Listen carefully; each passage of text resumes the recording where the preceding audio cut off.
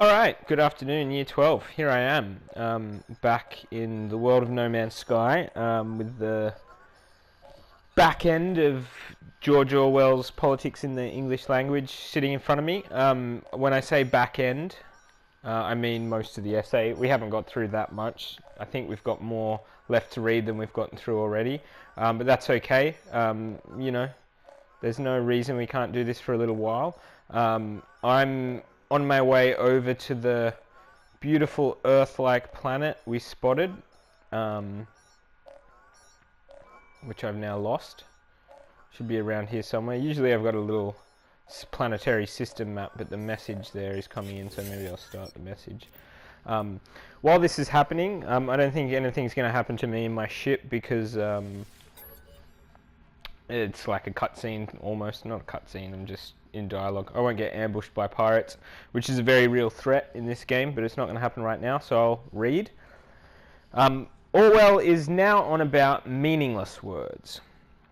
In certain kinds of writing, particularly in art, criticism and literary criticism, it is normal to come across long passages which are almost completely lacking in meaning. Words like romantic, plastic, values, human, dead, sentimental,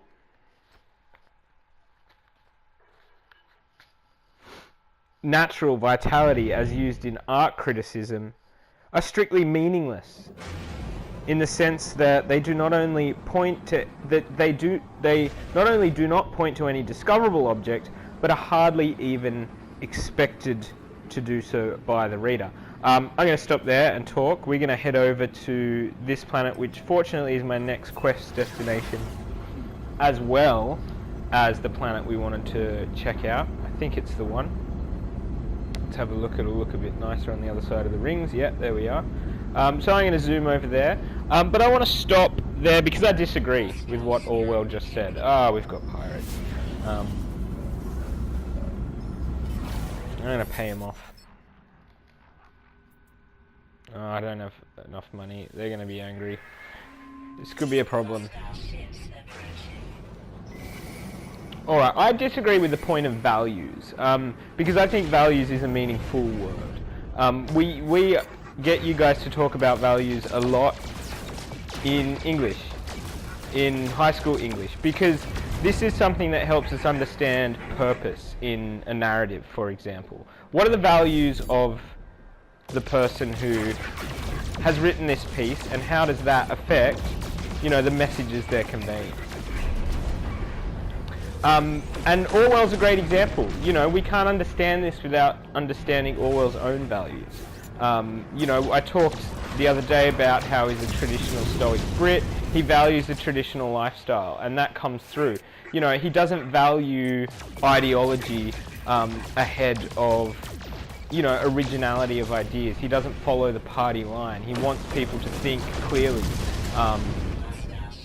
Okay, that was easy. I can keep going on my way. So you got to take when he says stuff like this with a grain of salt. And in art criticism, I disagree. Romantic has a meaning. Dead has a meaning. Sentimental, they're meaningful words. I'm not sure where he's coming from. I think if you go onto the next page or the next part, which we soon will, you can kind of get a sense of where he's coming from, because he doesn't like art criticism in general, I don't think, and he's taking it out on some of the common words that art criticism uses. And when I say art criticism, I mean literary criticism as well, the kind of stuff you'd read in a traditional English essay, something like that. Don't take this as a suggestion that these aren't words you can use, because they are, and I find them useful. Whoa, okay. Alright, so this is quite interesting.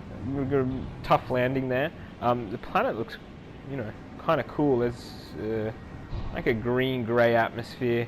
It may be raining, maybe a rainy planet, which is quite a harsh environment to survive in, perhaps. Chances are on this planet, because it's on the hardest difficulty mode, there's going to be sentinels, which are robots that kind of stalk you, and they're hostile on these grassy planets. It's just the way the game's built. Sometimes you find a freak planet where they're fine, Yeah, but usually not. It's 5 minutes away. I'm not gonna... Sure, I can just fly 5 minutes while I read. When one critic writes, the outstanding feature of Mr. X's work is its living quality, while another writes, the immediately striking thing about Mr. X's work is its peculiar deadness. The reader accepts this as a simple difference of opinion.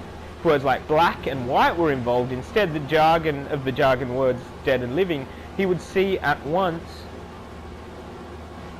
that language was being used in an improper way.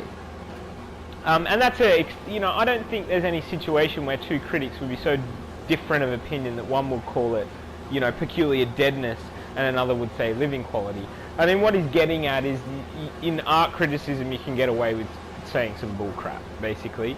And, he doesn't like that, and in a way I can see his point, but that's a flaw of the writer, not a flaw of the words. If they're not conveying their meaning about something subjective like art, I think taking it out on specific words is, it's not the right way to go. So I don't necessarily buy this overall point.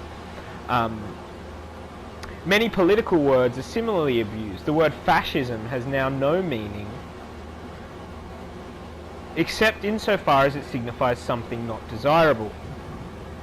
The words democracy, socialism, freedom, patriotic, realistic, justice have each of them several different meanings which cannot be reconciled with one another. In the case of a word like democracy, not only is there no agreed definition, but the attempt to make one is resisted from all sides. It's almost universally felt that when we call a country democratic, we are praising it.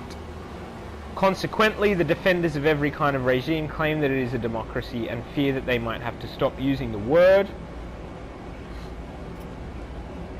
if it were tied down to any one meaning. Now, this is the kind of thing, we always talk of America as democracy. How much is it a democracy, man? I mean, the voting systems there are pretty messed up if you've ever looked into it. This is the actual way to get, around a planet, by the way. You just go back out into space and use your pulse engine and then I'm there. So I don't actually need to fly for 5 minutes just to get to a quest destination. It's just useful for me because I'm reading. Fascism bad, democracy good. Sure, yeah, everyone knows that. And he's complaining about that because theoretically these words should have meaning. And I'm not even that clear of what a fascist regime is. To me, it's just the use of brutality to keep order.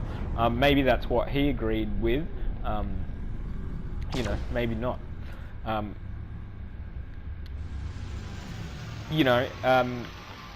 He just wants more clarity. He doesn't actually go on to define any of these things.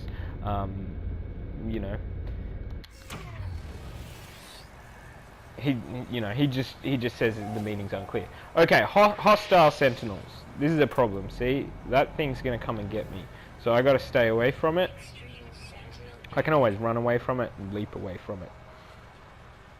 Words of this kind are often used in a consciously dishonest way. That is, the person who uses them has his own private definition, but allows his hearer to think he means something quite different. Statements like, Marshal Pétain was a true patriot, the Soviet press is the freest in all the world, the Catholic Church is opposed to persecution, are almost always made with intent to deceive.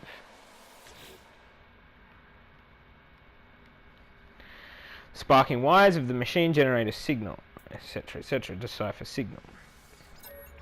Other words used in variable meanings, in most cases more or less dishonestly, are class, totalitarian, science, progressive, reactionary, bourgeois, equality. Bourgeois is not one we hear much about these days. That's another one of those Marxist words. But something like science, that's a really important one. He's worried about people using the word science dishonestly, and that's something that happens a lot these days because people don't understand science that much. You know what I mean? And politicians especially, who aren't usually experts these days, politicians aren't experts in any given field, usually not science, They use the word science like, yeah, we're really being scientific in this decision to support coal mining. You know what I'm saying? The science suggests it's good. You'll get statements like this. And that shows a complete lack of understanding of science, which is a body of, it's a way of thinking, firstly, rather than anything else. You can't just straight up say, for example, that, science says this or that. You can only talk about what the science suggests. So yeah, science is one that he's right to draw attention to as having meaning for different people, and that meaning being sometimes betrayed. As you can see, I've got no launch fuel, so I can't get away from this haranguing sentinel. There's some weird stuff running around. There's also creatures that want to hurt me, so I'm just gonna have to try and find a safe harbor somewhere and remind myself of how to make launch fuel. Dihydrogen I've got. Metal plate I need, so I need to make a metal plate. Whoa, this thing's grumpy at me. Ooh. Someone was saying in class, I'm not going to name names, Hamish, that I need to get good. That was their feedback. So, look, this is good in this game. Good in this game is running the hell away. That's good, because you survive. And it's a survival game, so, Sentinel's off my tail, but this stupid thing is still hassling me. Uh-oh, it's a bad idea.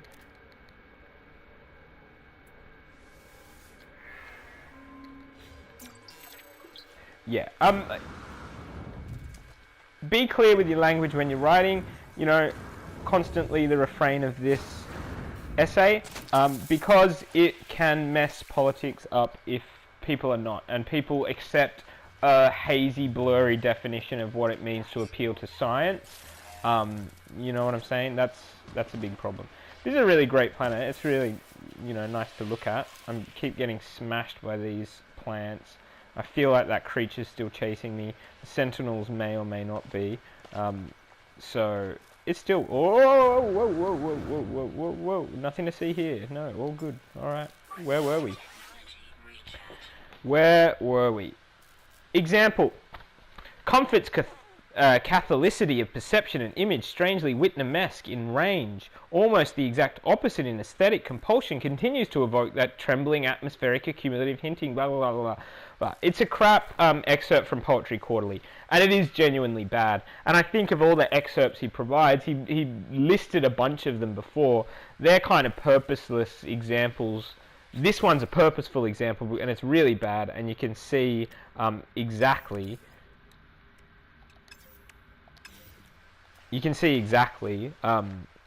why it's kind of horrible, because it means nothing.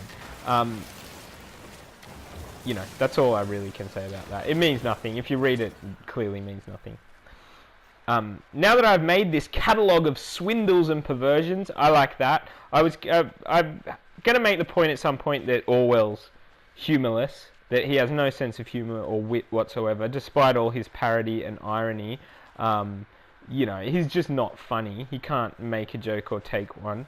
But, a catalogue of swindles and perversions, that might be his only joke, because he's talking about language, and to describe it that way I find quite humorous. Anyway, let me give another example of the kind of writing they lead to.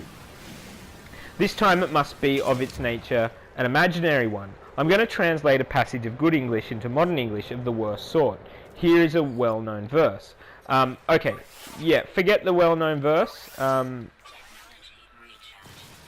because it doesn't really matter that much to me.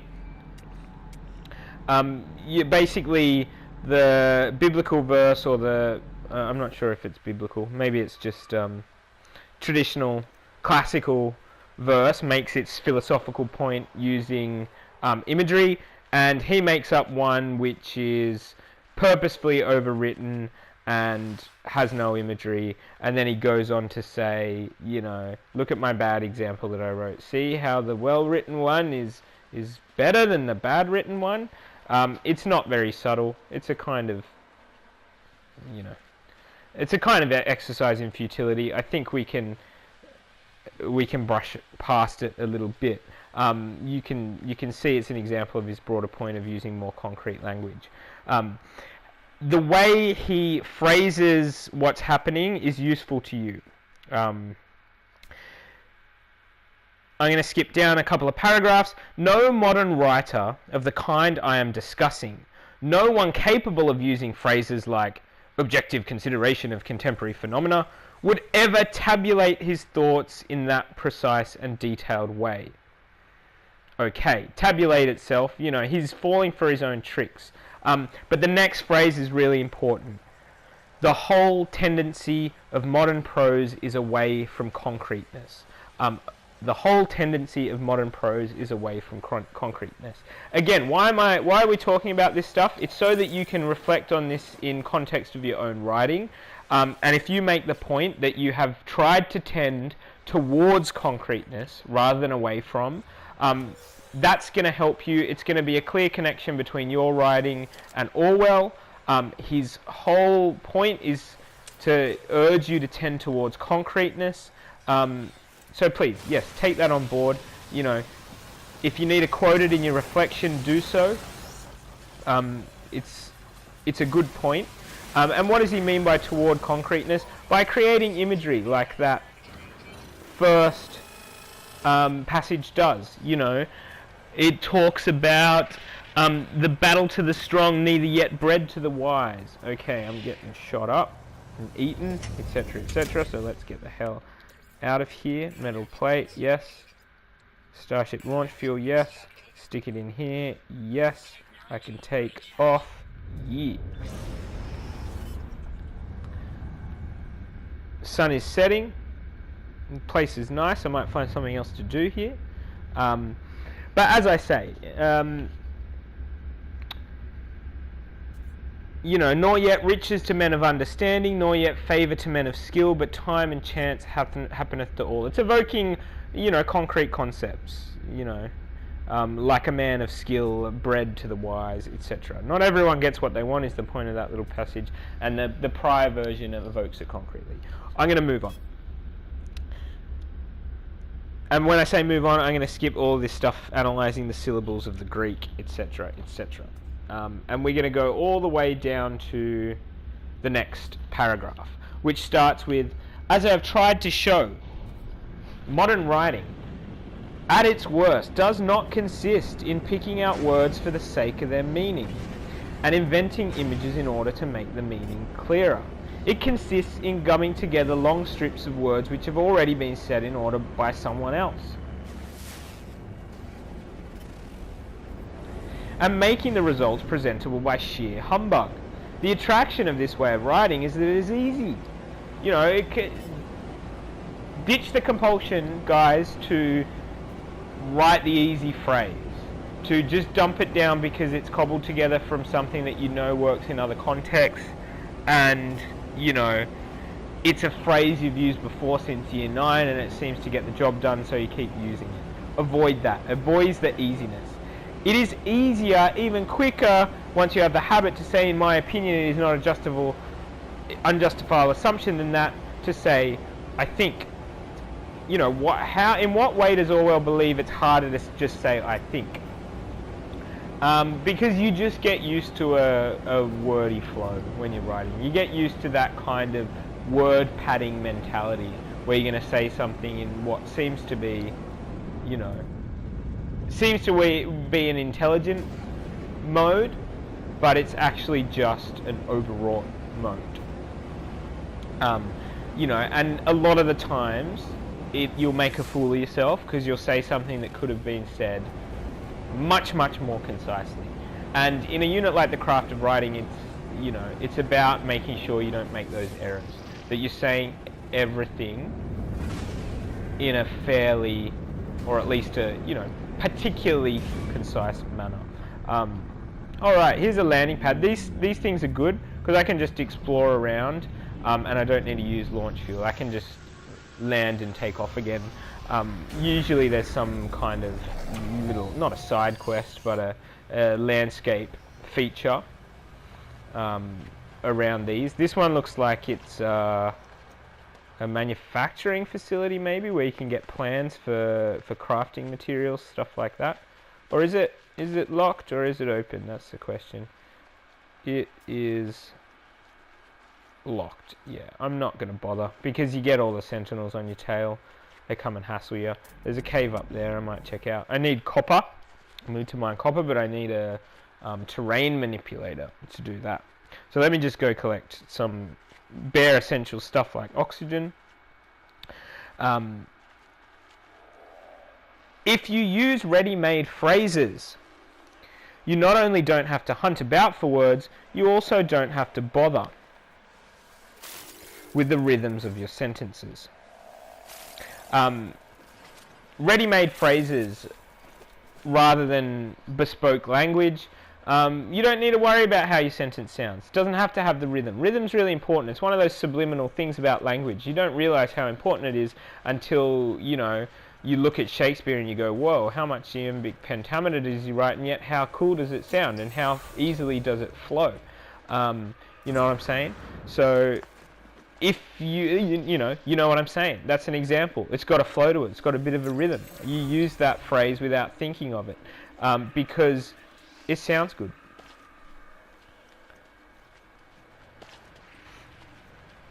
Since these phrases are generally so arranged as to be more or less euphonious. Euphonious, I'm assuming, is a word that just means sounds good. Like a euphoria of sound. Phono, sound. Like euphoria, good sounding. When you are composing in a hurry, when you are dictating to a stenographer, for instance, or making a public speech, it is natural to fall into a pretentious Latinized style. Tags like a consideration, which we should do well to bear in mind, or a conclusion to which all of us would readily assent, will save many a sentence from coming down with a bump. A bump in your sentence. Oh my god, what are you going to do? I've got a bump. Alright, I'll just spill out some crap that I've heard someone say before that doesn't really mean much, but it gets it's got enough nouns and verbs in it that it constitutes the rest of the sentence on its own. And in a way that is more than 2 syllables in 2 sentences. This is what you've got to resist the temptation of doing when you're putting together, especially for those of you if you're writing discursive or something like that. Resist the temptation to fall in these patterns of speech which buff out sentences, might sound rhythmic perhaps, but they don't actually mean anything. When you are yes, tags like done. By using stale metaphors, similes, and idioms, you save much mental effort, but at the cost of leaving your meaning vague, not only for your reader but for yourself. This is the significance of mixed metaphors. The sole aim of a metaphor is to call up a visual image. When these images clash, the fascist octopus is sung at Sonswong, the jackboot is thrown into the melting pot, it can be taken as certain that the writer is not seeing a mental image. I don't think mixed metaphors are that common. I wouldn't accuse you guys of writing mixed metaphors, but he's kind of saying, oh geez, when people finally do bother to use a concrete metaphor or image, they go and circumvent it in the same sentence. They're totally not thinking about what they're writing. It's like the grotesque parody of everything he says. So he's right to bring it up. He's right to bring it up, I suppose. But I don't think it's a problem for you guys. Mixed metaphors. If you do it, don't. I think that's pretty clear. I don't expect anyone does. They're very rare. I think if anything, I'm guilty of mixing the odd metaphor or two, usually in class when I'm not really thinking or refining my words. Again, there's a difference between oral speech and concrete prose, written prose. So, yeah, I'll move on from that. He has another little breakdown here of the 5 passages at the start that I told you not to bother with, and I'm going to maintain that, and I'm going to skip down. The only thing I've highlighted, I'm going by my highlights here, I've highlighted where he forces himself to use another simile. In Article 4, he says the writer knows more or less what he wants to say, but an accumulation of stale phrases choke him, like tea leaves. Like tea leaves blocking a sink. you know, evaluate it as you will. Is it effective? Does it make his point more clear or less? It's not his most effective simile. You know, you can draw open the curtains here and say, Orwell's following his own advice. He's saying that the words in number 4, you know, clog up the argument like tea leaves blocking a sink. You know, maybe you could argue the counter that, you know, when you're being concrete, the argument can become less relevant. How many of you guys have ever unclogged tea leaves from a sink? You know, pretty much as soon as some bloke invented, you know, tea bags, which is how most of us drink tea, if you do drink tea at all, you're never going to have to unblock tea leaves from a sink because you don't need to wash the tea leaves out of the kettle, which George Orwell would have done. So this simile instead becomes an insight into the life of the author rather than the argument he's making. So you could say in this case it's counterproductive. You know, we're here instead as a modern audience taken away from the argument and taken into George Orwell himself and saying, why is he using that simile? You know, what was his life like? What did he do? Well, he drank a lot of tea. Okay, caffeine-fueled rants about the economy of language. Sure, this is what this essay is. So I suppose it helps us understand him. Whether it's what he wanted us to think about, I'm not sure.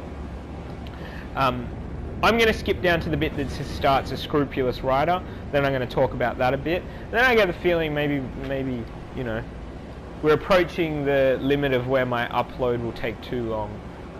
So we might just leave it on that point, and maybe I'll achieve something in the game. You know, get my terrain manipulator up. These things are useful because they point you towards stuff that you need or might be useful, but I'm just looking for another landing pad, to be honest, because otherwise I have to keep crafting launch fuel. I find it relaxing. I find it relaxing just to browse over the countryside. All of these planets are completely randomly generated. They're so large that you'll never see the same place twice. You know, I tend to find that the planets often have their own distinct character, even though there are billions and trillions and quadrillions of these planets. They all have a little bit unique about them. You know, they follow the same lines, they've got the same assets, but you know, they've all got their own character, and I think that's the genius of the game.